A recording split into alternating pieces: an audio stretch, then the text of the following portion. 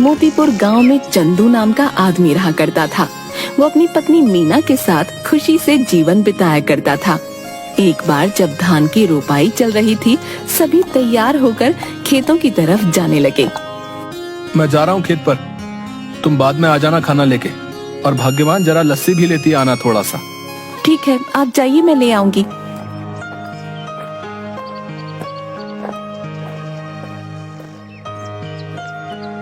चंदू खेत में पहुंचता है। थोड़ी देर काम करता है, तभी खेतों की मेड़ों पर दो आदमी चल रहे होते हैं। उनमें से एक आदमी छाता लेकर चल रहा होता है। जमींदार करोड़ीमल और उनका मुंशी बाबूलाल। साहब, यह है चंदू, सुना है इसकी फसल बहुत अच्छी निकलती है। इस बार 8 बोरी चावल के लिए इसे बोल देते हैं। करीब है, 2 पैसा कमा लेगा तो दुआ ही देगा। ठीक है बाबूलाल, जाके इसे बता दो। जी मालिक। अरे ओ चंदू, सुन तो। क्या बात है बाबूलाल भाई? जमींदार साहब तुझसे मिलना चाहते हैं। मुझसे मिलना चाहते हैं? क्यों? अरे वो तेरी फसल खरीदना चाहते हैं, जा जल्दी जा। जी जमींदार साहब। आओ चंदू आओ, सुना है तुम्हारी फसल बहुत अच्छी होती है। क्या इस बार की फसल तुम हमें बेचना चाहोगे? बाजार के दाम से अच्छा दाम दे दूंगा। ये तो हमारे लिए खुशी की बात है साहब। तो फिर ठीक है, जिस दिन फसल ठीक से तैयार हो जाएगी हमें बता देना। हम आदमियों को भिजवा देंगे, तुम्हारी फसल काटने में वो सब तुम्हारी मदद करेंगे और तुम्हारे घर पर पैसे भिजवा देंगे। उसके बाद जमींदार चला जाता है। चंदू फिर से खेत में वापस आकर काम करने लगता है। थोड़ी देर बाद मीना वहाँ आ जाती है। सुनिए जी, आ जाइए, आपके लिए खाना लेकर आई हूँ, और हाँ, साथ में लस्सी भी लाई हूँ। आता हूँ। इसके बाद चंदू मीना के पास पहुँच जाता है। लाओ लाओ, बड़ी भूख लगी है। लीजिए। मीना, जमींदार जी आए थे, जानती हो उन्होंने क्या कहा? क्या कहा? उन्होंने कहा कि वो हमारी इस बार की फसल खरीदना चाहते हैं और बाजार से अच्छे दाम भी देंगे। ये तो बड़ी खुशी की बात है। ये सब माता रानी की कृपा से हुआ है। मैं कहती थी ना, एक दिन सब ठीक हो जाएगा। माता रानी करे ऐसा ही हो। इसके बाद दोनों घर चले जाते हैं। इसके बाद चंदू सो जाता है। चंदू शाम को उठा और घर के आंगन में लगी क्यारी से सब्जियां निकाली। मैं ये सब्जी बेच के आता हूँ, ठीक है? सुनिए, आप समय से आ जाइएगा, रात होने से पहले। ठीक है। उसके बाद मंडी में सब्जियां बेचकर वापस आते वक्त एक मछली के ठेले के पास। मछली कैसे दे रहे हो भाई? भाई चंदू सुनो, तुम ये दोनों ले जाओ 100 रुपए में, मुझे जरा जल्दी घर जाना है। ये लो भाई 100 रुपए। आज मीना को कहूंगा मछली के गर्मा गर्म पकौड़े खिला दे। चंदू घर पहुंचा। अरे ओ मीना, कहाँ हो? ये लो मछली। आज पकौड़े खाने का दिल कर रहा है, जरा बना दो। जी हाँ ठीक है, लेकिन पहले आप हाथ मुंह धो लीजिए। इसके बाद मीना मछली पकाने लग गई। अरे वाह, तुम्हारा कोई जवाब नहीं। आहा, क्या पकौड़े बनाए हैं, वाह वाह वाह। इसी तरह कई महीने बीत गए। चंदू के खेतों में सोने की तरह चमकने वाली फसल तैयार हो गई। मीना, मैं खेत में जा रहा हूँ, जमींदार के आदमी पहुँचते ही होंगे। ठीक है। चंदू खेत में गया। चल चंदू, तैयार हो जा, बहुत काम करना बाकी है आज। जमींदार के आदमी वहाँ पहुँच गए। चलिए सब काम पर लग जाते हैं। सेठ ने कहा है जल्दी से सारा काम निपटा कर फसल चंदू के घर पहुंचा देना। सबने मिलकर फसल काटी और 8 बोरियां तैयार कर दी। तभी वहाँ मीना आई। ये क्या, इतनी जल्दी काम भी हो गया? मीना, इसीलिए तो कहते हैं कि एकता में बल है। जो काम मैं अकेला 2 दिन में करता, वो हम 4 लोगों ने मिलकर कुछ ही टाइम में कर दिया। इसके बाद सबने मिलकर बोरियां चंदू के घर तक पहुंचा दी। हम सब कल आके ये बोरियां सेठ के घर ले जाएंगे। चलिए हम चलते हैं। चलो, आज का काम भी खत्म हुआ, बस अब कल का इंतजार है। उसने सारी बोरियां घर में रख दी। तभी आधी रात को चंदू के घर के बाहर कुछ चोर बात करते हुए। सुनो सबके सब, ध्यान से घुसना। अगर हम खाली हाथ लौटे तो सरदार हमें छोड़ेंगे नहीं। सब धीरे धीरे चंदू के घर से सारी बोरियां चुरा कर ले गए। अगली सुबह चंदू की बीवी, सुनिए जी, उठिए ना, देखिए क्या हो गया। क्या हो गया? चंदू उठिए, उठिए ना। क्या बात है भाग्यवान, ऐसा क्या हो गया जो तुमने सारा घर सर पर उठा लिया है? गोदाम से सारी बोरियां चोरी हो गई हैं। क्या चोरी? कहाँ पे? गोदाम में आइए और खुद ही देख लीजिए। हे भगवान, ये क्या हो गया? जमींदार जी के आदमी कभी भी आ सकते हैं। माता रानी, मैंने किसी के साथ कुछ बुरा नहीं किया, फिर भी मेरे साथ ही क्यों? चंदू घर की सीढ़ियों पर बैठ जाता है। चंदू की आंखों से आंसू आ रहे थे। तभी वहां जमींदार के आदमी आ गए। अरे भाई चंदू, बोरियां तैयार है ना? नहीं भाई, कल रात को ही किसी ने अनाज की बोरियां चोरी कर ली हैं। ये क्या कह रहे हैं भाई? जमींदार जी कहीं गुस्सा ना हो जाए। तुम तो उनका गुस्सा जानते हो ना। चलो उनसे बात तो करनी ही पड़ेगी। चलो अब। चंदू बाबूलाल के साथ जमींदार के घर गया। क्या चंदू, तुम सब खाली हाथ क्यों आ रहे हो? जमींदार जी, कल रात को हमारे घर में चोरी हो गई। सुबह देखा तो गोदाम से सारी बोरियां गायब हो चुकी थी। कहीं तुमने किसी और को तो बेहतर दाम के चक्कर में नहीं बेच दी? नहीं जमींदार जी, मैं सच कह रहा हूँ। सेठ जी, एक ही गांव में रहना है हम सबने। भला झूठ बोल के कितने दिन बच पाऊंगा? ठीक है, लेकिन अगर मुझे पता चला कि तुमने किसी और को दिया है, तब देखना कि मैं क्या करता हूँ। कुछ दिन तक चंदू और मीना दोनों उदास थे। चंदू सब्जियों को बाजार में बेचता और जो भी कमाता उसे बहुत ध्यान से खर्च करता। चंदू खाना खाने बैठा। सुनिए ना, कितने दिन हो गए हमें इस तरह सब्जियां बेचते हुए, लेकिन हमारा घर मुश्किल से चल पा रहा है। घर के भी हालात ठीक नहीं है। हमारा गुजारा सिर्फ सब्जियां बेचकर नहीं हो सकता। पहले तो अनाज बेचकर हम अच्छे खासे पैसे कमा लेते थे, जिसमें साल भर थोड़ा थोड़ा करके घर चल जाता था। लेकिन अब तो हमें अगली फसल के पक जाने तक इंतजार करना होगा। आप बताइए ना, ऐसे कैसे घर चलेगा? मैं जानता हूँ, लेकिन मैं क्या करूँ, समझ नहीं आ रहा। अचानक चंदू थाली में रखा अचार रोटी के साथ खाने लगता है। अरे भाग्यवान, अचार! क्या अचार? क्या मतलब है? मैं आपको अचार की तरह दिखती हूँ? आप मेरे बारे में ये सब सोचते हैं? नहीं भाग्यवान, मैं तो कह रहा था कि हमारी समस्या का समाधान है ये अचार। कैसे?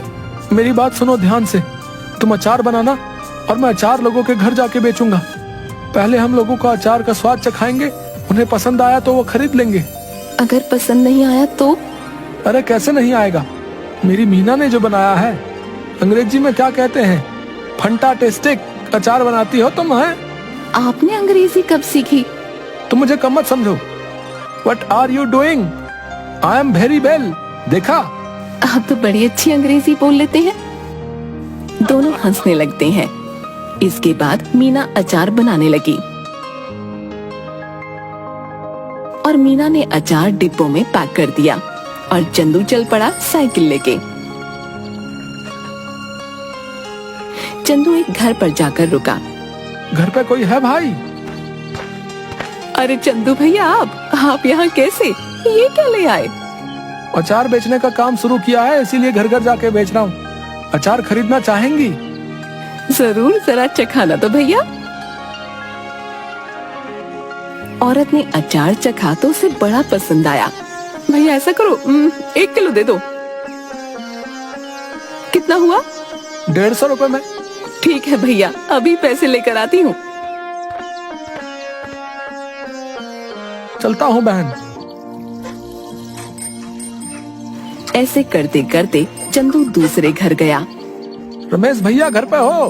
अरे चंदू, तू कैसा है भाई? और कैसा चल रहा है सब? उस चोरी के बारे में सुनकर बहुत बुरा लगा यार जान के। जाने दो भाई, क्या कर सकते हैं। अच्छा ये बताओ, अचार खरीदते हो बाहर से? हाँ, क्यों? मैंने अचार बनाना शुरू किया है। क्या बात है, जरा चखाओ तो। चंदू ने उसे थोड़ा सा चखने को दिया। अरे वाह, किसने बनाया? मीना ने। भाभी को कहना बहुत अच्छा अचार बनाती हैं, बड़ा ही कमाल का। बताओ भाई, खरीदोगे? हाँ भाई, क्यों नहीं, दूसरों से भी तो खरीदता ही हूँ, इससे अच्छा तुमसे ना खरीद लूं। ये बताओ कितने में बेच रहे हो? 150 रुपए किलो। ठीक है भाई, 2 किलो दे दो। चंदू ने पैक करके दे दिया। धीरे धीरे उसका सारा अचार बिक गया। चंदू घर पहुंचा। मीना, आप आ गए। कैसा गया आज का दिन? किसी ने खरीदा कुछ अचार? कुछ तो नहीं खरीदा किसी ने। मैंने कहा था ना, मेरा अचार इतना भी खास नहीं है। आपका विचार ही गलत था इसे बेचने का। पूरी बात तो सुन लो। लोगों ने कुछ नहीं, सब कुछ खरीद लिया। देखो जाकर टोकरी में। मीना टोकरी के पास गई। उसने देखा कि टोकरी तो खाली है, यानी कि सारा का सारा अचार बिक गया। मीना बहुत खुश हुई। अब बस तुम ऐसे ही बनाते रहो और मैं घर घर जाकर बेचता रहूंगा। मैं कहती हूँ ना, आप ऐसा करिए, पास के गांव में भी बेचना शुरू करिए। क्या पता वहाँ के लोगों को थोड़ा बहुत पसंद आ जाए। अब हम जितनी जगह जाकर बेचेंगे उतना ही तो हमारा फायदा होगा ना। कल से आप थोड़ा और अधिक अचार लेकर जाना और दूर दूर के गांव तक भी जाना। ठीक कहा तुमने, मैं ऐसा ही करूंगा। कल से तुम ज्यादा से ज्यादा अचार बनाना शुरू करना। आप एक हफ्ते रुक जाइए। एक हफ्ते में बहुत सारा अचार बनाकर तैयार कर दूंगी। उसके बाद आप बेचना शुरू कर देना, क्योंकि अचार पकने में भी तो समय लगता है ना। ठीक है, तब तक मैं सब्जियां बेच दिया करूंगा। इससे हमारा घर भी चलेगा और हमें नुकसान भी नहीं होगा। इसके बाद मीना अचार बनाना शुरू कर देती है और कुछ दिनों तक चंदू बाजार में सब्जियां बेचता है। कुछ दिनों में अचार तैयार हो जाता है और चंदू भी बेचना शुरू कर देता है। इस बार चंदू दूर के गांव में जाता है और अचार बेचना शुरू कर देता है। अब धीरे धीरे करके मीना का बनाया हुआ अचार सभी जगह लोकप्रिय हो जाता है। इसके बाद चंदू एक दुकान भी खोल लेता है। अब जो भी ग्राहक आता उसकी दुकान पर ही जाता। एक दिन वहाँ से गुजरते हुए जमींदार जी की नजर चंदू की दुकान पर पड़ी। क्या बात है चंदू, तुम्हारी तो दुकान चल पड़ी। जरा अचार तो चखाना। सुना है तुम्हारी दुकान का अचार सभी को बहुत पसंद आ रहा है। ये तो सबका प्यार है जमींदार साहब। ये लीजिए, आप इसे चख लीजिए।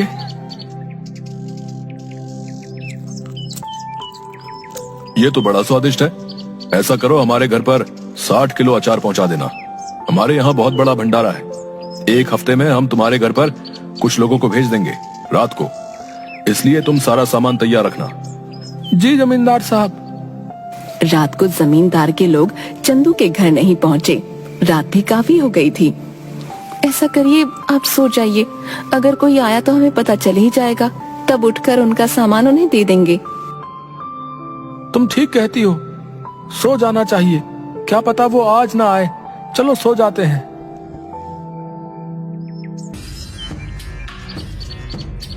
अगले दिन जब चंदू और मीना उठे तो घर में फिर से चोरी हो चुकी थी। इस बार चोरी अचार की हुई थी। सुनिए, घर में फिर से चोरी हो गई है। किसी ने इस बार हमारा रखा हुआ अचार चुरा लिया। चंदू उठा और जाकर अचार जहाँ रखा था वहाँ देखने लगा। मैं जमींदार साहब को बता कर आता हूँ। उन्हें कहीं और से पता चलेगा तो कहीं वो गुस्सा ना हो जाए। ठीक है, आप संभाल लेना सब कुछ इस बार।